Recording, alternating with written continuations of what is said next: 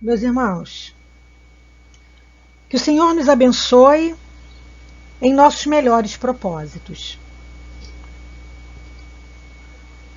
Juntos, iremos acompanhar a cronologia da vida e obra de Hippolyte Léon Denis Rivaio, o nosso querido e importante Allan Kardec, codificador da doutrina espírita. Cronologia significa datar acontecimentos históricos, os descrevendo e agrupando numa sequência lógica. Iniciamos na madrugada do dia 1º de janeiro de 1800. Ao se apagarem as luzes do século XVIII, foi reunida na psicosfera próxima da Terra uma imensa assembleia para traçar o destino da humanidade, definir os roteiros dos séculos XIX e XX, inaugurando uma nova era. Conforme podemos ler na obra 100 anos de abnegação e renúncia, vida e obra de Adolfo Bezerra de Menezes. Assim, nasce em 3 de outubro de 1804, às 19 horas, Hippolyte Léon Denis Rivaio, de família de nobre e dignas tradições, na cidade industrial de Lyon, um ambiente urbano de cidade grande na França. No entanto, Rivaio nasceu em Lyon devido à necessidade da sua mãe de ter acompanhamento médico adequado. Filho de Jean-Baptiste Rivaio e Jean-Louise Duhamel. No mesmo ano, Rivaio foi batizado em 15 de junho, onde o padre Barter escreveu seu nome na certidão de forma invertida, o que mais tarde viria a trazer discussões entre os seus biógrafos. Rivaio vem de uma família abastada, de Lyon pelo pai e de Ain pela mãe. E com ela, Rivaio conviveu pelo menos os seus primeiros 27 anos ou mais, segundo os seus biógrafos. Depois de alguns meses, a família Rivaio voltou para sua cidade natal, Bourg-en-Bresse, no departamento de Ain, onde o menino e jovem cresceu em ambiente campestre, rico em cultura e natureza. Naquela época não havia ainda fotografia e não se conhece retrato de Rivaio enquanto criança. Mas se houvesse, o veríamos enquanto menino com uma roupa do dia a dia, o tradicional gorro, a bata escura e o tamanco. Usavam trajes típicos devido ao forte calor. Usavam chapéus de forma cônica, com bandeja larga, cobertura preta também, tudo por causa do calor. E nos dias festivos, iríamos observá-lo com tamancos de bico, chapéu preto, gravata e casaquinho, também roupa típica da época. Em 1815, Rivaio é enviado ao Instituto de Yverdun, na Suíça, sob a responsabilidade de ninguém mais, ninguém menos, Johann Henry Pestalozzi. Escola onde estudou dos seus 11 a 18 anos de idade. Não cabe aqui na nossa cronologia falar a respeito desse grandioso educador, pedagogo e revolucionário, porque Pestalozzi marca uma nova fase na pedagogia, através do seu método inovador de valorizar o aluno e levá-lo a progredir no conhecimento técnico em contraste com os modelos tradicionais. Essa base educacional seria vital para a preparação do jovem Rivaio para a sua missão na codificação do Espiritismo. Rivaio, apesar da sua família ter se distinguido na magistratura e advocacia, desde a primeira juventude, sentiu-se inclinado ao estudo das ciências e filosofia. Em 1819, Rivaio desempenha no Instituto de Verdun a função de submestre. Consoante alguns biógrafos, desde os 14 anos, ele ensinava aos seus colegas, menos instruídos ou mais novos, ensaiando assim como um colaborador daquele instituto. Em 1822, Rivaio retorna a Paris. Existe uma controvérsia exata sobre essa data, porque o biógrafo Henry Sauce declara que Rivaio foi para Paris 2 anos após isentar-se do serviço militar, enquanto Zeus Van Tuyl afirma que não bate essa data com o regime de serviço militar da época, conforme suas pesquisas. Fato é que no ano de 1822, Rivaio encontra-se em Paris. No ano seguinte, em 1823, Rivaio logo se pôs a exercer o magistério. Trabalhava também com tradução de obras inglesas e alemãs e preparava seu primeiro livro didático. Aos 19 anos, 1º de fevereiro, ele tem o seu nome relacionado na bibliografia da França, com o prospecto intitulado Curso Prático e Teórico de Aritmética, segundo os princípios de Pestalozzi, com modificações por Hippolyte Léon Denisard Rivaio. Em 1823 também, Rivaio fora atraído pelo estudo do mesmerismo e do magnetismo animal. Participou das obras da Sociedade de Magnetismo de Paris, tornando-se um magnetizador.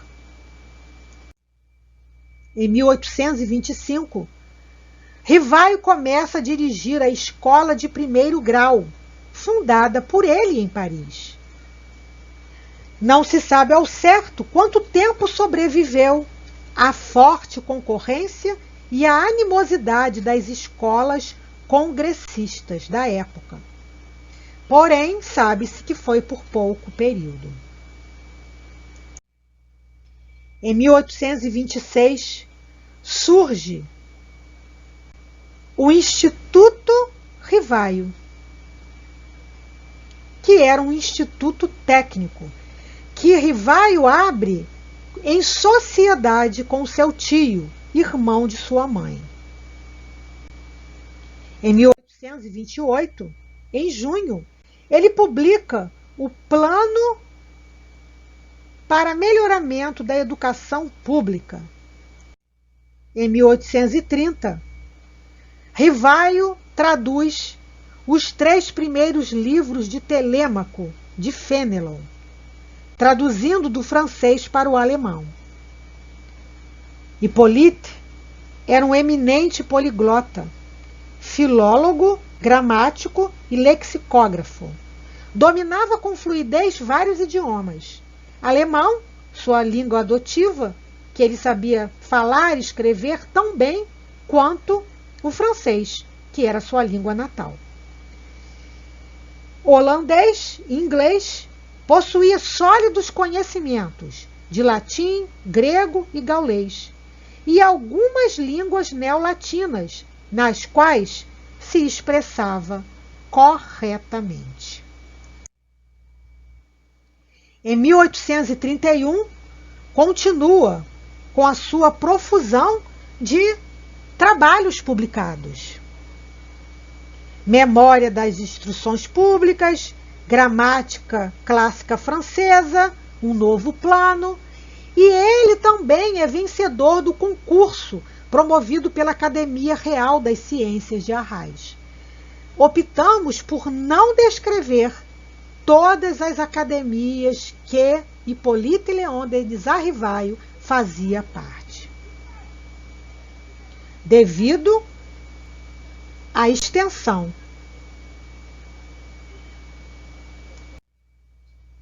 Em 1832, Rivaio casa-se em 9 de fevereiro com Amélie Gabrielle Boudet.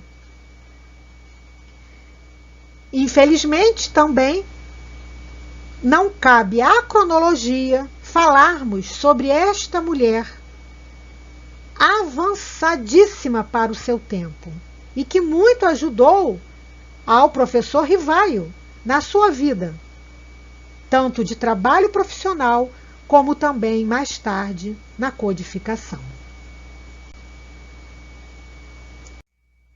1834 acontece o fim de funcionamento da instituição Rivaio.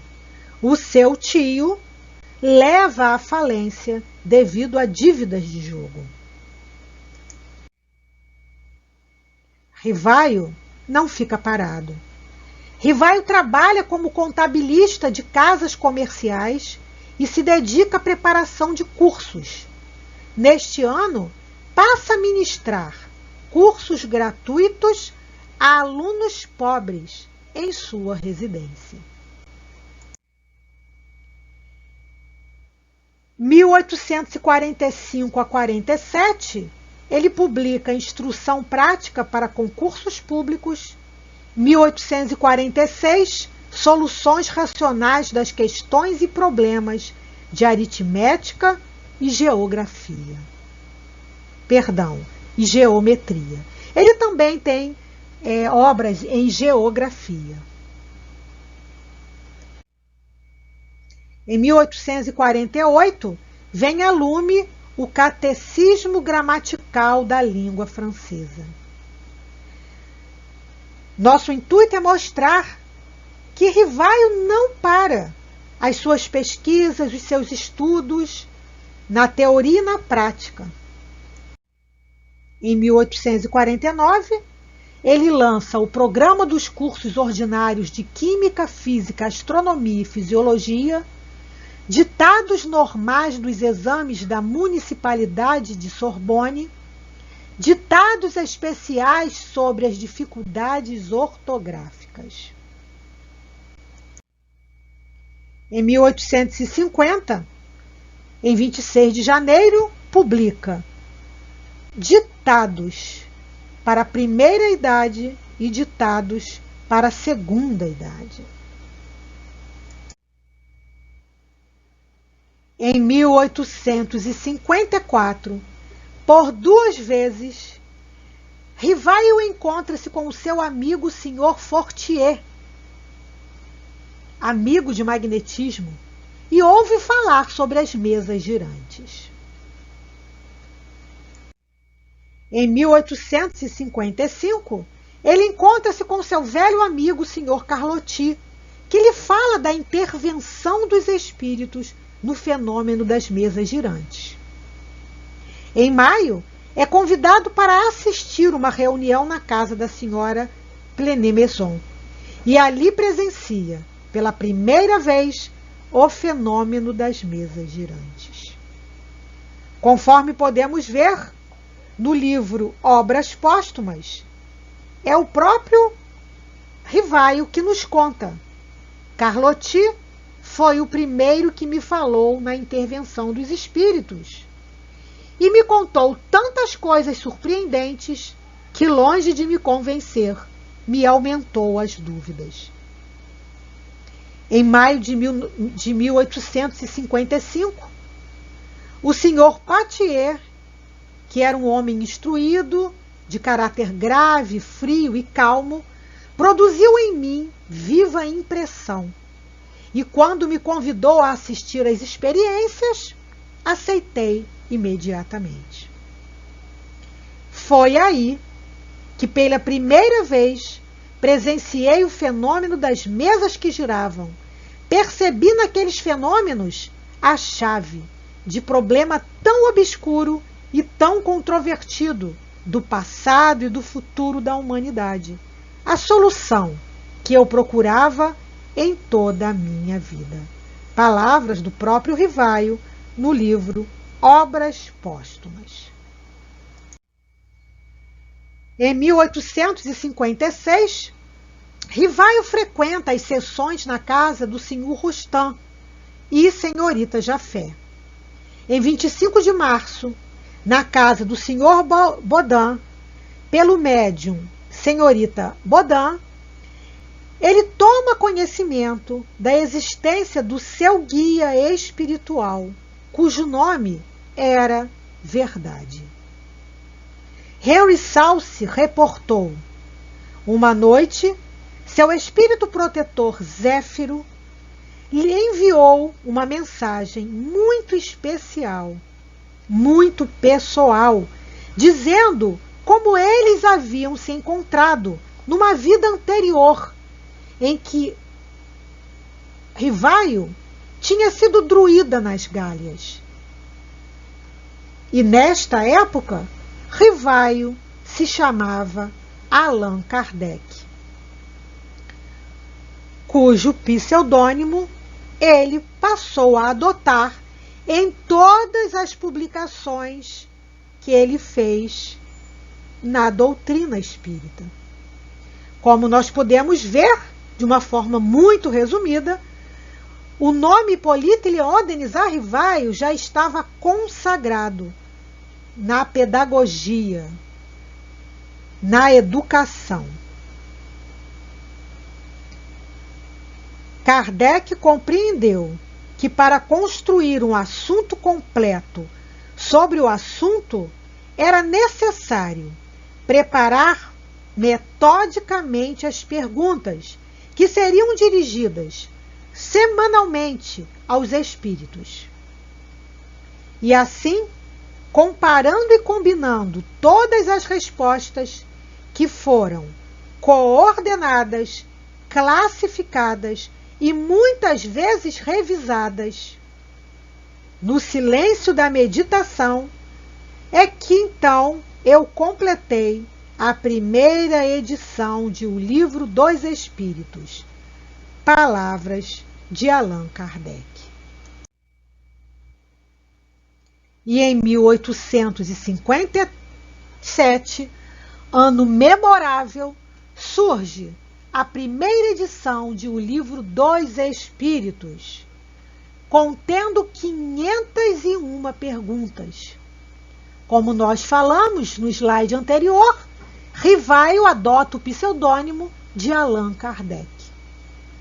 O livro foi publicado pelo livreiro Edouard Aury Just Danty, com uma tiragem inicial de 1.200 exemplares. Assim, em 18 de abril de 1857, em um sábado de primavera, nós temos a edição de O Livro dos Espíritos. O professor Hippolyte Léon Denisard Rivaio, após um dia de intensa atividade relacionada à publicação da primeira edição, abre seu caderno de memórias e faz a seguinte anotação: hoje, finalmente, 18 de abril de 1857, posso dizer que lancei a público o trabalho mais importante da minha vida, graças a enorme benefício que espalhará. Podem ter certeza que não foi à toa que eu repeti várias vezes essa data, devido à sua importância para todos nós. E no ano seguinte, em 1º de janeiro de 1858, sai à rua o primeiro número da Revista Espírita.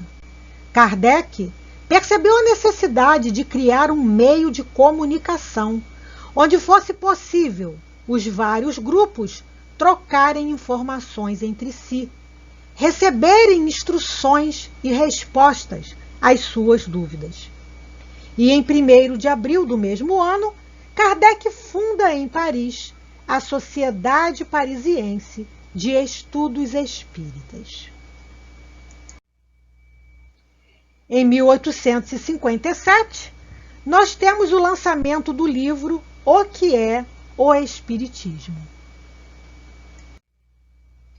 Em 1860, surge a segunda edição de O Livro dos Espíritos, com 1019 perguntas.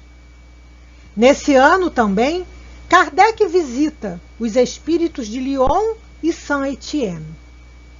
Muda de endereço da Sociedade Espírita de Paris e a Revista Espírita.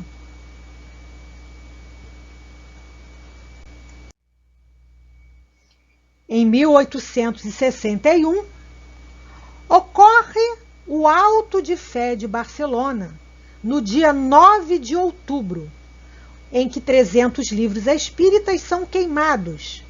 Um acontecimento marcante, mas que é assunto de outra exposição doutrinária. Em 1861, em 15 de janeiro, dá-se a publicação do Livro dos Médiuns, em que Kardec descreve os benefícios e os perigos da mediunidade e do canal que conecta o encarnado ao mundo espiritual.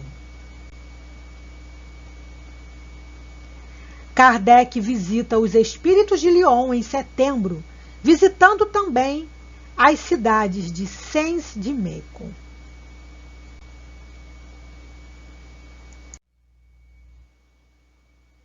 Em 1862, os espíritas de Lyon e Bordeaux convidam Kardec a visitá-los. E nós temos a publicação do livro O Espiritismo na sua expressão mais simples.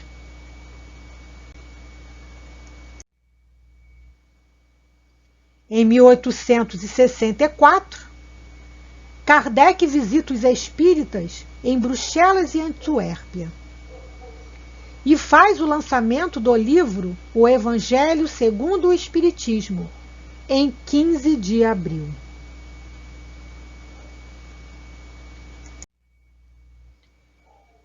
No ano seguinte, 1865, nós temos o lançamento da segunda edição de o livro O Evangelho segundo o Espiritismo. E em 1º de agosto, nós temos a publicação do livro O Céu e o Inferno. Através de invocações de espíritos de todas as classes sociais, crenças e níveis de desenvolvimento, eles descrevem a sua chegada e experiência de vida no mundo espiritual após a sua morte. Em 1867, Kardec visita a Sociedade Espírita de Bordeaux. Em 1868, em 6 de janeiro, ocorre o lançamento do livro A Gênese. E em 1869, ocorre a desencarnação de Allan Kardec, em 31 de março, deixando a doce Gabi, como ele a tratava, por uma ruptura de aneurisma. Em 2 de abril, Allan Kardec tem o seu corpo sepultado no cemitério de Montmartre. 4 discursos foram feitos pelo Sr. Levin, Camille Flammarion, Alexander Delany, pai de Gabriel Delany, e o Sr. Miller. sendo que o discurso de Camille Flammarion foi o que ficou bem conhecido, onde ele nos fala que Kardec foi o bom senso encarnado.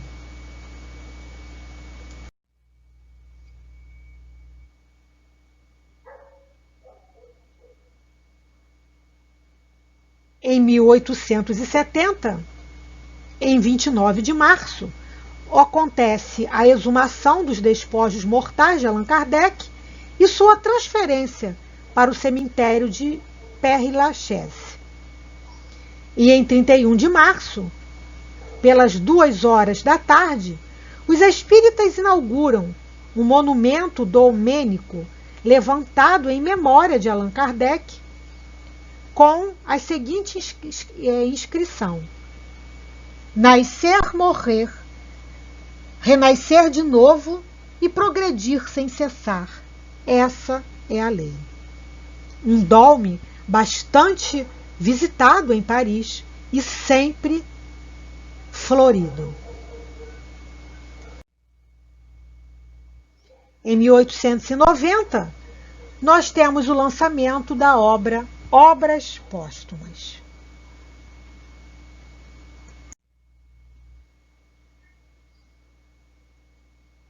Conforme nos diz Dora Encontre, entender Kardec é entender o Espiritismo, pois a obra é reflexo do homem. Embora tenha contribuição de tantas inteligências encarnadas e desencarnadas, que ainda continuam constituindo a doutrina que nunca cessa de se desenvolver. Ele será sempre a medida do bom senso e o exemplo de equilíbrio que propôs com seu gênio novas maneiras de conhecer a realidade e existir no mundo.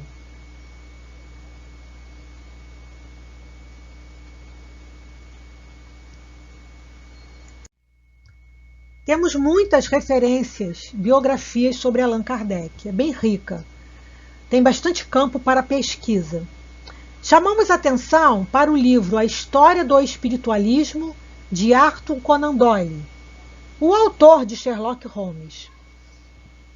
E também do livro Allan Kardec, Educador e Codificador, de Zeus Van Tuyl e Francisco Thyssen, uma obra obrigatória para o espírita, para que nós tenhamos uma noção do que foi a vida desse pedagogo, desse filósofo, desse trabalhador incansável, Hippolyte Léon Denis Rivail, não menosprezando todas as demais referências que nós apresentamos no slide.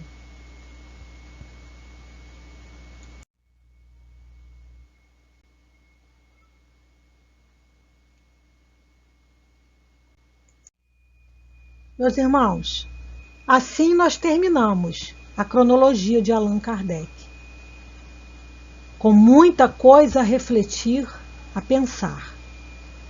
E só nos resta agradecer a Deus pela oportunidade e a esse espírito de escola.